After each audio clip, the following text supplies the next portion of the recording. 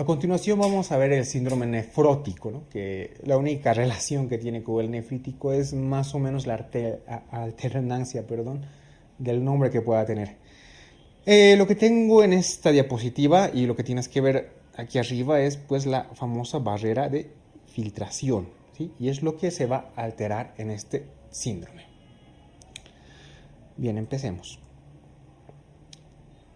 Como definición, es también un síndrome clínico que se caracteriza por principalmente la presencia de proteinuria, pero en este caso la proteinuria no va a ser como en el síndrome nefrítico, va a ser una proteinuria realmente considerable. Una proteinuria de más de 3.5 gramos día por 1.73 metros cuadrados de superficie corporal total, ¿no? Más de 3.5 gramos, quédate con eso. Una proteinuria de más de 3.5 gramos, se habla de proteinuria en rango nefrótico. ¿Qué más? Se tiene una hipoalbuminemia de menor a 3 gramos decilitro. Hay hiperlipidemia, hipercoagulabilidad y edema. Estas son las características de mi síndrome nefrótico. Y como te he indicado aquí en la imagen, ves mi podocito, mi célula endotelial y mi lámina basal. Por lo tanto, es aquí donde se produce mi alteración en el síndrome nefrótico. Hay una alteración de la barrera de filtración, ¿sí? En este dibujo más esquemático, pues aquí te muestro, ¿no? La membrana basal, el endotelio y los podocitos. Pues aquí hay una disrupción, hay una alteración en esta barrera de filtración. Bien, aquí tengo otra imagen, ¿no? Aquí está el mesangio, para hacerte recuerdo de que el nefrítico, la alteración la tiene en el mesangio y en el endotelio. En el nefrótico, la alteración está en la barrera de filtración, entre mi podocito, mi célula endotelial y mi membrana basal. Bien. Vamos a hablar un poco de la fisiopatología, ¿no? La proteinuria en rango nefrótico, como te he indicado, es mayor a 3.5 gramos día, mayor a 3.5, ¿sí? ¿Cuáles son las causas de la proteinuria? Puede haber alteraciones de la barrera de filtración glomerular, que es la causa principal de mi proteinuria en rango nefrótico. Otras causas de proteinuria, por ejemplo, pueden ser un aumento en la concentración plasmática de proteínas filtrables, una disminución de la reabsorción tubular, un aumento de la excreción de proteínas tubulares, etc., ¿no? Pero la principal en relación con el síndrome nefrótico, la alteración en la barrera de filtración glomerular. En relación a la hipoalbuminemia, definimos como hipoalbuminemia para un síndrome nefrótico inferior a 3 gramos decilitro, ¿sí? Es consecuencia de las pérdidas renales, es decir, por una proteinuria, ¿no? La hiperlipidemia, la hiperlipidemia se caracteriza por un aumento primero del colesterol mayor a 250 miligramos, la presencia de hipertrigliceridemia y un aumento de LDL y VLDL colesterol. El exceso de lípidos nos puede llevar a una lipiduria, es decir, la eliminación de lípidos por la orina. Y en el sedimento se pueden encontrar unas imágenes características que están en relación con las células o los cilindros, básicamente. Es decir, en el sedimento vamos a encontrar unos cilindros grasos cargados de células lipídicas que forman las denominadas cruces de Malta, ¿sí? Pero esto en el caso de la lipiduria. Bien, el edema. Te he mencionado de que en el síndrome nefrítico el edema es por retención hidrosalina. El edema en el síndrome nefrótico, ¿no?, es por disminución de la presión oncótica, es decir, porque hay una pérdida de proteínas y al haber pérdida de proteínas hay disminución de la presión oncótica. ¿Cuál es la diferencia entre estos edemas? El edema del síndrome nefrótico generalmente, como ves en la imagen, deja fóvea, ¿no? Puede presentarse a nivel palpebral, en miembros inferiores, etc., ¿no? Pero sobre todo tiene mucho riesgo de producir anasarca, cosa que en el síndrome nefrítico no es frecuente. Bueno, la hipercoagulabilidad se explica por una pérdida de proteínas urinarias, como por ejemplo la antitrombina 3, la proteína C, etc., ¿no? Entonces, lo más frecuente es que en un síndrome nefrótico haya una trombosis de la vena renal. Y esto sobre todo en una nefropatía de tipo membranoso. Bien, entonces, aquí tengo un flujograma donde te explico de manera más sintética otra vez la fisiopatología del síndrome nefrótico. Entonces, hay una lesión glomerular, hay una alteración en la barrera de filtración, por lo tanto, hay un aumento de la permeabilidad de la membrana basal. Hay proteinuria, al haber proteinuria, elimino tanto albúmina y un montón de proteínas, entonces tengo hipoalbuminemia. Por la proteinuria también elimino factores de coagulación como el 9, el 11, el 12 y la antitrombina 3. ¿Y esto a qué me condiciona? A una hipercoagulabilidad. ¿Sí? La disminución de albúmina disminuye la presión oncótica. Y si disminuye la presión oncótica, pues tengo como resultado el edema. La proteinuria y la albuminuria estimulan al hígado a una mayor producción de lipoproteínas. Hay una disminución de una enzima que se llama lipoproteína lipasa, lo que me condiciona a una hiperlipidemia. También es importante que consideres que al eliminar proteínas por la orina también eliminas muchas inmunoglobulinas. Por lo tanto, hay una alteración a nivel de la inmunidad.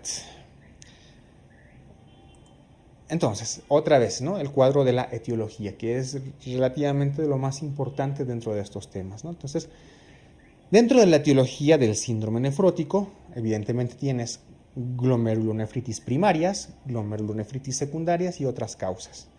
Sin embargo, la causa más frecuente de síndrome nefrótico a nivel global es la nefropatía diabética. Sí, la nefropatía diabética. Dentro de las glomerulonefritis primarias, la causa más frecuente de síndrome nefrótico, sin duda, es la glomerulonefritis membranosa. Y en niños, esto sí, quiero que tomes atención, la enfermedad de cambios mínimos es la causa más frecuente de síndrome nefrótico. ¿Sí? Entonces, a nivel global, la nefropatía diabética. Dentro de las primarias, la glomerulonefritis membranosa en los adultos. Y en los niños, la glomerulonefritis de cambios mínimos, ¿no?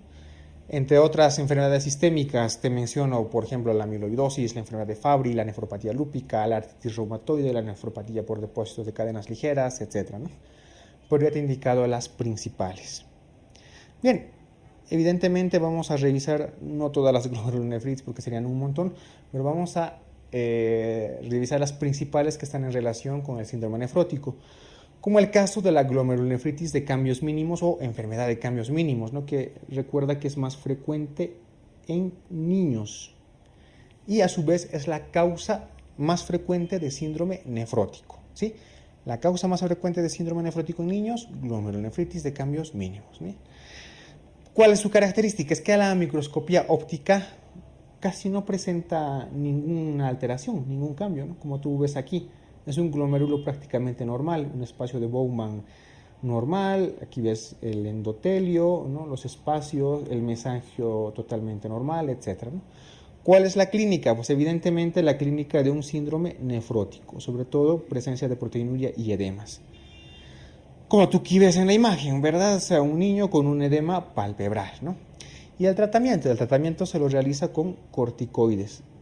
Es interesante en esta patología ya que la respuesta, sobre todo en los niños, es excelente a los corticoides, ¿no? Y las remisiones, pues sobre todo en los niños, son muy, pero muy altas, ¿sí? Bien, vamos a hablar un poco de la glomerulonefritis membranosa. La membranosa es la causa más frecuente de síndrome nefrótico en el adulto, sobre todo encima de los 50 años. La membranosa es la causa más frecuente de las glomerulonefritis primarias, porque a nivel global, te recuerdo, es la nefropatía diabética, ¿no? ¿Qué es lo que ves en la biopsia? Es decir, esto, ¿no? Se llama membranosa porque hay un aumento del grosor de mi membrana basal. Eso es principalmente lo que ocurre, ¿no? Y hablando de los anticuerpos, ya que es una enfermedad también inmunitaria, sobre todo la idiopática, pues está la presencia de un anticuerpo contra el receptor de la fosfolipasa. ¿Cuál es el tratamiento? Bueno, el tratamiento se puede realizar con antiproteinúricos como los IECAS u ARA2 y en casos severos o que vayan mal, evidentemente corticoides y otros inmunosupresores.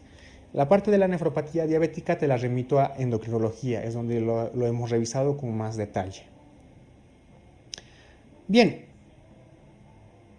entonces una vez que tenemos el diagnóstico y demás, tenemos que saber las indicaciones de biopsia del síndrome nefrótico. Normalmente, por ejemplo, en una enfermedad de cambios mínimos en un niño, ¿no?, que responde bien a corticoides, no es necesario hacer biopsia. Lo mismo en un paciente que tiene diabetes mellitus de larga data y que presenta un síndrome nefrótico junto con una retinopatía diabética, pues evidentemente la biopsia no es necesaria, ya que se sobreentiende.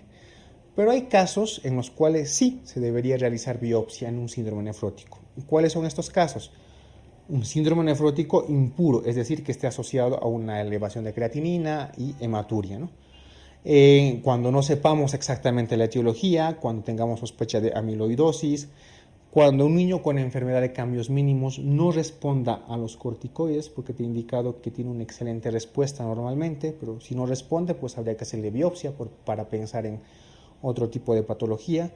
Y en la diabetes mellitus, aunque te he indicado de que no hay que hacer biopsia, ¿no?, sí que está indicada hacer biopsia en caso de un síndrome nefrótico en el cual haya ausencia de retinopatía, haya presencia de hematuria, haya falla renal aguda o haya alguna hipertensión de reciente inicio. Entonces, en estos casos sí que es recomendable en un paciente con diabetes mellitus y síndrome nefrótico hacer biopsia, pero como te digo, por lo general no se realiza. Y por último, vamos a ver un poco del tratamiento. Evidentemente, al igual que en el nefrítico, el tratamiento del nefrótico es pues de la etiología, ¿no?, la causa principal que lo está produciendo. Sin embargo, hay pautas globales. Por ejemplo, hay que restringir evidentemente la ingesta de sal y agua, ¿no? La dieta debe ser normoproteica. La presión arterial y la proteinuria vamos a controlarlos con los IECAS y con los ARA2, ¿sí? Y para el tratamiento del edema vamos a empezar primero con diuréticos tiacídicos, ¿sí?, o espironolactona. Y la furosemida solo lo vamos a utilizar en casos refractarios, es decir, en el caso de que en el edema haya sido refractario tanto a tiacidas o a la espironolactona. La furosemida es de segunda elección en el tratamiento del edema del nefrótico. La dislipidemia la trataremos con estatinas. Evidentemente, los fenómenos tromboembólicos podemos hacer profilaxis con antiagregantes como la aspirina, aunque hay más o menos un debate entre sí y no.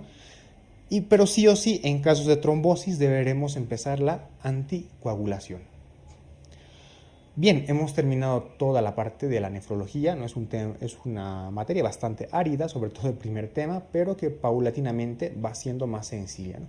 Quédate con todo lo que te he mencionado, sobre todo con lo subrayado y con lo que te he indicado que repases, ¿no?, y verás que podrás enfrentarte de una manera adecuada a las preguntas. Entonces nos vemos en una próxima.